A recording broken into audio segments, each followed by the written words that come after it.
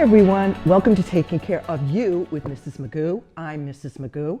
We have a special episode for you today. We are going to be talking about some free services that our fire department offers our senior community. Free, don't you just love that word?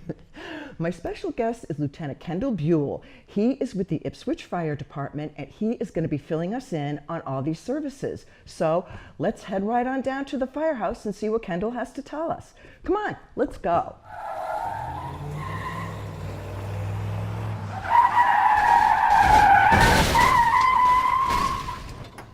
I'm here with Lieutenant Kendall Buhl. He's with the Ipswich Fire Department, and today he's going to be telling us about some services that they offer our senior community. Kendall, great to see you. Welcome. Thank you. So today we're going to be talking about three things: lock boxes, smoke detectors, and file of life. So why don't we start off with the lock boxes? What are they and why should people have one? Well, first of all, Katie, thank you very much for giving me the opportunity to let our seniors know all these great services that are available for them free of charge to help them be better prepared in the event of an emergency. Now these lock boxes, I've brought one with me right here so people can get a good look at it. These are of enormous help in the case of a medical emergency, particularly if somebody has mobility issues or due to the seriousness of their emergency, they can't get to the door to let us in. What these are boxes for people's house keys that the fire department will install outside their door, and that can only be opened by a fire department key, which itself is locked away on our fire engines. And this is for anybody who might have mobility issues or might be in danger of having a medical emergency where they might not be able to let responding emergency crews in through the door. So when we show up at a medical emergency, quick access obviously is very important. If someone can't let us in and we need to get in, we'll end up forcing entry if we have to. If they have a lockbox, though, we don't need to do that. We just open it up, we get the house key, we get quick access to the house, and most importantly, to the patient. That's very convenient, these lock boxes. That way, the fire department doesn't have to take a hatchet to your front door. Well, it saves on money and cleanup. We do. We usually don't chop doors down, but there are other ways that we get in, and often they will include breaking something, which we would much prefer not to have to do. And also, we want to get to the patient as quickly as possible. That's why we're there. So, yeah, these are an invaluable tool for us, and we're very grateful for the Council on Aging getting the word around to the Ipswich's senior community that this is a service that we can provide to them. With these lock boxes, I just want to tell people who might not be able to see, they're about the size of a deck of cards. I mean, at first when I heard about lock boxes, I thought they were these big, obtrusive things. I must have had mailbox in my mind. But when you installed one outside my front door, I went out looking for it afterwards, and I'm feeling around. I'm like, where's this big box? And I stumbled upon this very small, subtle thing, but you figure, how much space do you need to put one little key in? So really, they're very, very small. Yeah, they're very discreet. As you can see, they're not eyesores or anything like that. And also, we can, we work with the homeowner to agree on a place where it's both easily accessible for us and easily noticeable, but perhaps not so conspicuous at their door. What about apartments and condos? How do you use them in those types of buildings? That really depends on the apartment building itself, on the condominium itself. Some of the local condos, we do install them. Other times the condo association does not allow that. When it comes to apartments, very often a superintendent will have keys to all the units. Sometimes they don't, and that's when these are very, very handy. So if you're interested in getting a lockbox, you can call your local senior center here in Ipswich. The number for our senior center is 978-356 6650, and you just tell them you'd like to sign up to get a lockbox. Now, the one thing to remember is before you call them to get the lockbox, make sure you have a spare key all ready to go. So when Kendall comes out, you're not running through your house trying to find a spare key. Have it all set and ready. Yeah, we'll make sure that they do before we come on out. You do, okay. Yeah. Okay, why don't we move on to smoke alarms? Well, obviously, smoke detectors and carbon monoxide detectors are absolutely essential. Unfortunately, most of them still have either batteries or even hardwired detectors have backup batteries that need to be changed, and we all know when those batteries get old, the detector knows you, and you have that chirping that always seems to start at 2 o'clock in the morning. And of course, we recommend that folks change their batteries twice a year. I'm sure you've heard before, when you change your clock, either at the beginning or end of daylight savings time, you should change the batteries in your detector. So one of the services that we offer for seniors here in town, Katie, is we will come and we will change the batteries in your detector. And while we're at it, we will check the dates. Smoke detectors have a 10-year lifespan. Carbon monoxide detectors can go as long as 10 years, but we find that they tend to fail sooner. So we'll check it. We'll inspect and test every detector in someone's house or apartment, just to make sure that should anything ever happen, you are going to have a quick alert to either a smoke condition or carbon monoxide condition in your home. So often, if I'm going into a home, I'll check out what sort of protection they have. And often if they don't have a smoke detector in the bedroom, for instance, I'll recommend one, and I'll offer to install it myself. So thanks to grants from the State Department of Fire Services, and thanks to our partnership with the Council on Aging, we actually have quite a few smoke detectors, and these specifically are combination smoke and carbon monoxide detectors that we will come and install in the home. And these are really nice because these have the sealed 10-year batteries. So once you get these in, you're no longer worrying about changing the batteries twice a year, and you're no longer worrying about that chirping noise in the middle of the night. So do people buy the smoke detectors from you, or? Again, thanks to the grant from the DFS, we have a lot of these on hand, and we certainly don't want money to be an issue, particularly when you're talking about a lot of folks who are on fixed incomes. Sure. So we will come and we will provide the smoke detectors and carbon monoxide detectors.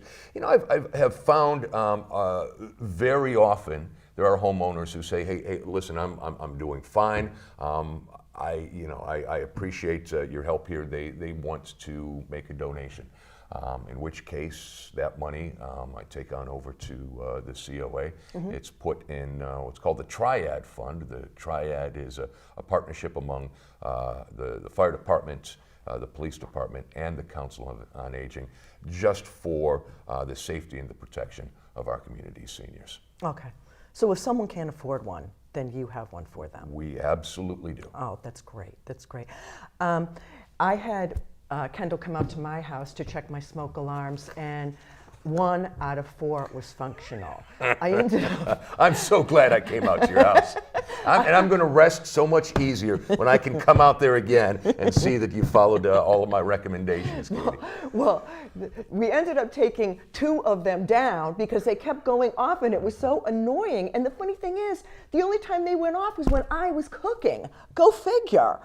So so Kendall recommended a few of them for me, so I will get them, and then he will come back out and install them for me. And I'm absolutely happy to do that. And thank you. If you don't mind, if I can just say to folks out there right now, please, no matter how annoying that chirping smoke detector gets, do not unplug it. Do not take the batteries out. We see this so often where people will do that, and they could very well be saying to themselves, I'm going to take care of this first thing in the morning.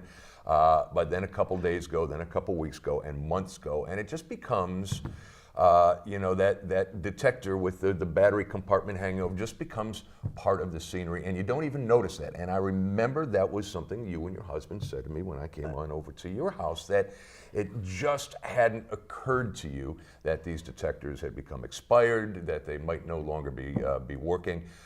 So it's really, really valuable to have us on over there to be a fresh set of eyes, to look at things from a professional standpoint, and be able to tell you what you need for protection in your home. Now, is there some way that when they do go off, you know, when there's smoke in the house, like I said, whenever I cook, is there a button you can press just to stop them from going off, and you know there's not a fire? Absolutely. You'll see there is a hush button on there, so you can turn them off. Okay, but I think that my problem is I probably just couldn't reach it without a ladder. But you make an important distinction there, Katie. You're talking about a time when you're cooking. Yeah, you've created some smoke, and that's set off the detector. There are times that people they'll have a detector go off, and they can't see what might have set that off, so they automatically assume that it is a malfunction. And the fact is, these detectors, photoelectric detectors, which are now code in Massachusetts, are very good for smoldering fires. There could be things going on behind your walls, for instance, with electrical outlets, which, you know, maybe you could smell, or maybe you couldn't smell, but the detector has nonetheless picked up. If a detector goes off, call 911. People are always saying, I'm sorry, we didn't want to bother you when we didn't think that there was anything going on. It's what we're there for. And wouldn't you much rather have us tell you that you have nothing to worry about? So if your detector's going off and you can't figure out why, Call you don't see 911. Okay. Absolutely. I never would think to do that. Like I said, I'd be like, oh, I don't want to bother them. What if they come out and there's nothing wrong? We're not going to beat you. We're not going to make fun of you. We're not going to berate you. All right. Again, it is what we do. Yeah. It was funny because I also wanted to mention too, when you came out to the house and I only had one smoke detector that worked, you didn't criticize me, you didn't yell at me. So when you go to people's houses, you don't judge. We do not judge. Yeah, and really, well, one of the most embarrassing things to ever happen to me in the time that I've been on the fire department was having my own guys have to come on over and see my basement when we had a bit of a furnace problem creating some smoke. Hey, listen, we all have the messy basement or the messy house or the dead detector. We totally get that. And no, we go to a lot of these calls. People are always apologizing for getting us out of the station, getting us out of bed. But it is what we signed up to do, and we would much rather that people called us for false alarms than have a real problem in their house and not call us until it's become a very big problem. Okay. That's very, very good information. Like I said, I wouldn't think to do that if I couldn't find why it was going off. So remember, call 911 if it goes off and you cannot figure out where the problem is. Now, when you were talking about, you suggested some new smoke detectors for me. You had mentioned Bluetooth. So what's the deal with the Bluetooth and the smoke detectors?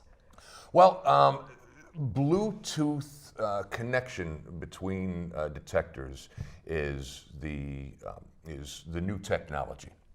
Now, if you have new construction, or if you were to do a major renovation on an older house right now, and you were required to get up to current code, all of your detectors have to be connected to each other, and this used to be through wiring that went out, went through the house. And as you can imagine, if you were going to do that upgrade, it would be very, very expensive as far as your bill for the electrician. And the electricians I know don't necessarily want to start poking the holes and threading the wires all over the place to connect all of these detectors. So the Bluetooth technology will detect them we'll link them rather through Bluetooth. Now these detectors still need to be hardwired into a power source, but that is a much easier task for electricians than to run wires between the detectors themselves. And why is this important? Well, let's say you're a heavy sleeper. And you're up on the second, even the third floor of your house, asleep in your bedroom, and there is a problem down in the basement, whether it be fire, whether it be a carbon monoxide problem, that triggers the detector down in the basement. Well, there's the very real possibility that you could have a detector sounding away in your basement and you sleep right through it.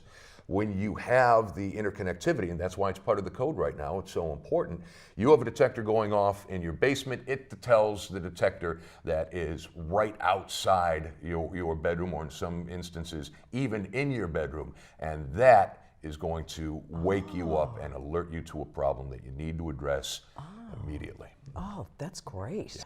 And here again, if you want to have a smoke detector check, you could just go to your local senior center, and they will sign you up to have Kendall come out. And if you want to get the lockbox and the smoke detector, he can do them both at the same time. Okay, so why don't we move on to the file of life? Now, what is that, and why should people have one? Sure. Well, we were talking about medical emergencies, which are a very large part of the modern fire department's job, is responding to medical emergencies.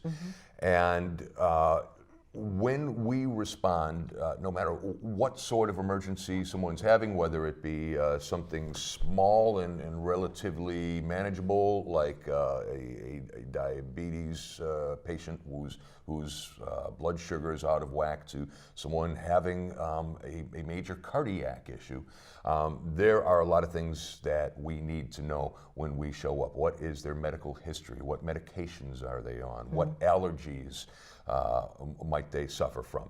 And this is information that can take a while to get through an interview, and particularly if we have a patient who is in dire need and perhaps can't answer these questions. Oh, right, sure. There's another way to get that information, and it is this file on life. If I can show this envelope here, this plastic envelope that they come in, these are magnetic strips here. Oh. And these allow us to attach these to refrigerators, right there with the pictures that the grandkids did and everything else. And inside is this file right here. And this has all the information that we were talking about. The patient's medical history, the medications that they're on, any allergies that they have. It has information on recent surgery, medical insurance, and who to contact in the case of an emergency. So this is all the vital information that we need in a glance. And when we go to a senior's home for a medical emergency, we go straight to that refrigerator, and we are looking for this to try to get that information just as quickly and as accurately as possible. So this is something else I'm really glad I get a chance to come here and to talk about, because it would be great if we could see one of these on everybody's refrigerator. It really helps makes us things so much easier. It really helps us do our job to the best of our abilities. And another one we have, and I don't know if you've Well, first of all, before you move on, yeah, with this, sure. so do you just give this this form to people and they fill it out themselves? Is that how it works? Yeah, Or- they do. I offer to help fill it out if need be, but very often they can do it themselves, or they have a home health aide or a family member who is already apprised of their situation and who has all the information they need to accurately fill this out. Okay. And we have something that is, it's basically the identical sort of thing, although it looks a little bit different.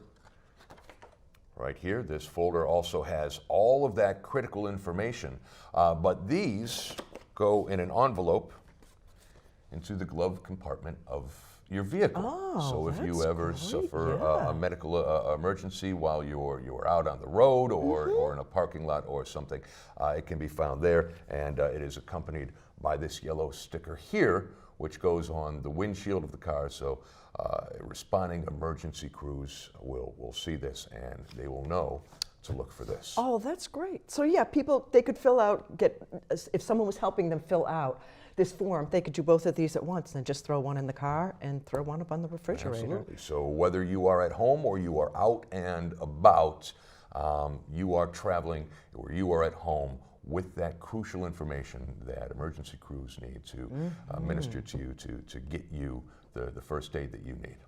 So we're talking about these services in Ipswich, Massachusetts, but if someone lives in another state, our most vulnerable population is our seniors. So I think you're going to find in just about any community these outreach programs, although everyone will do it perhaps a little bit differently. But any department is going to be willing to send somebody out and to help you if you have any questions, if you have any special needs, so that you're prepared for the events of an emergency. Yep. So if you live in another town in Massachusetts or in another state, check with your local fire department or your local senior center to see if they offer these types of services. Now, once again, the phone number for the Ipswich Senior Center here in Massachusetts is 978-356-6650. So we have a few minutes left, Kendall. Can you share with us the most memorable fire that you ever fought? I know you had to pick one.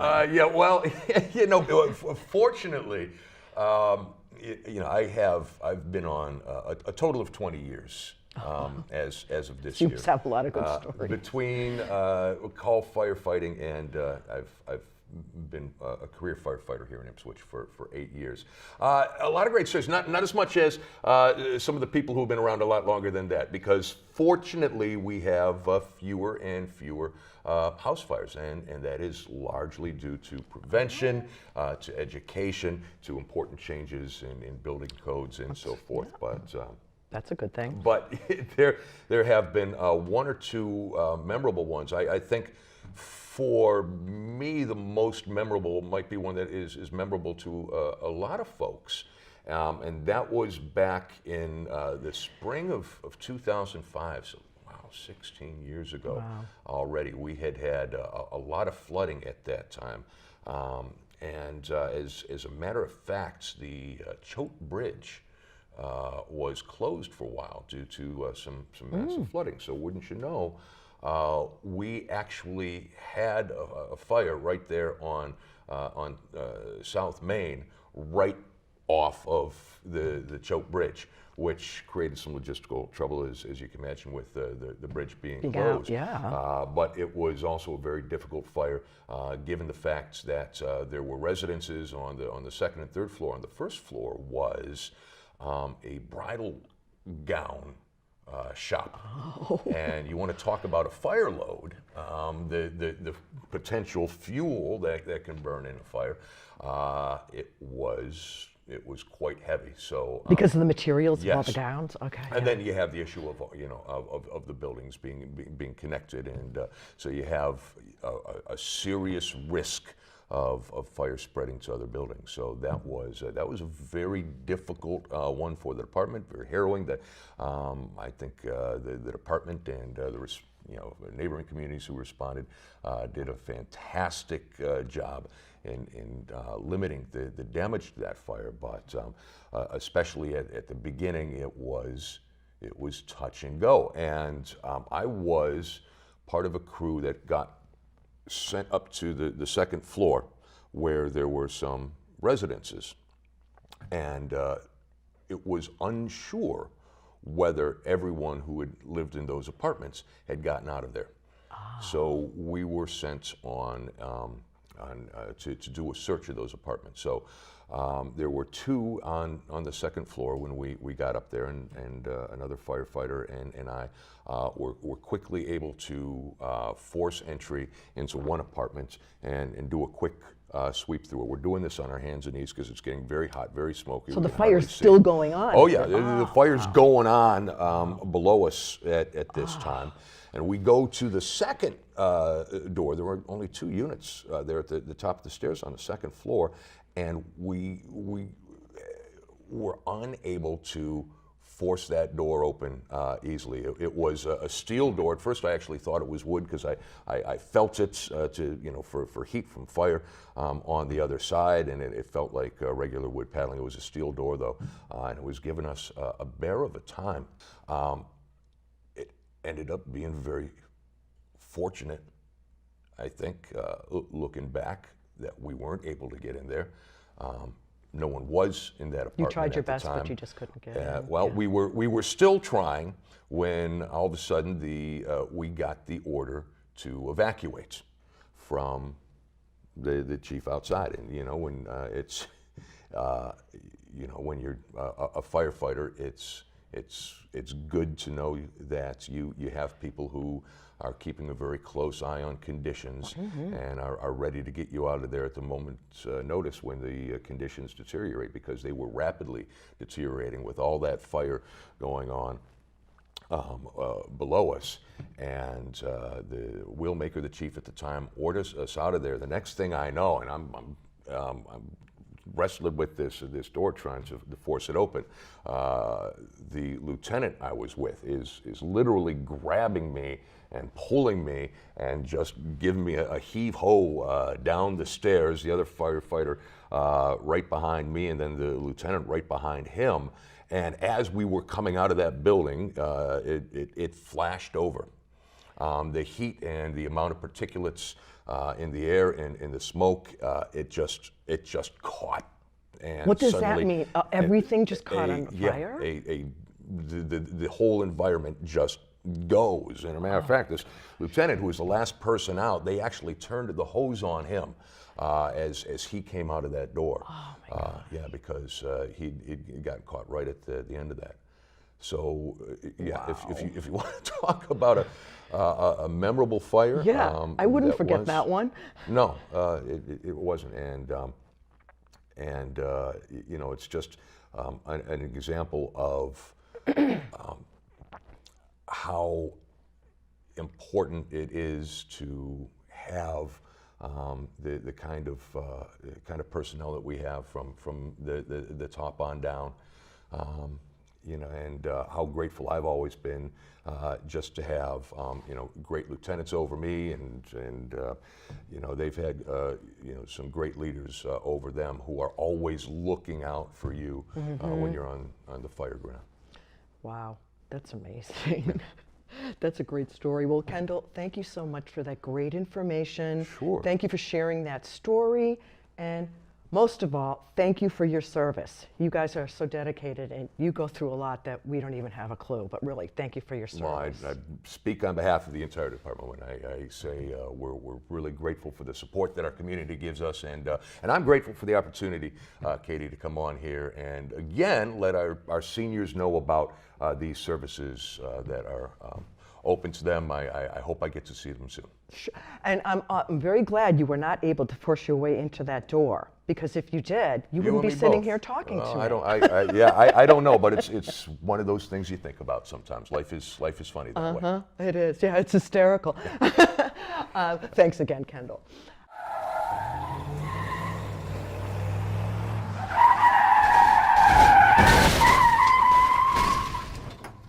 Well, I hope you enjoyed the show and maybe learned something too. Please tell your grandparents, your parents, maybe an elderly neighbor about these services. That's the best way to get the information out there. Now, once again, if your smoke alarm goes off and you cannot see any smoke, you can't smell any smoke, there could be something simmering or smoldering in the walls of your house. So please, call 911. That is what they are there for. That's what they signed up for. And don't feel like you're going to be embarrassed if it turns out that there's nothing wrong. I would rather be alive and embarrassed rather than dead and not embarrassed. Now, if you live in another town in Massachusetts, or if you live in a different state, please check with your local fire department or your senior center. Chances are they probably provide services that are either equivalent or similar to the services that we were talking about today. All the fire departments are very protective of their elder community, so they always have money set aside to provide services like that for you. Well, thanks everybody for watching today. Please don't forget to take the time to take care of you. I will see you next time. Bye for now.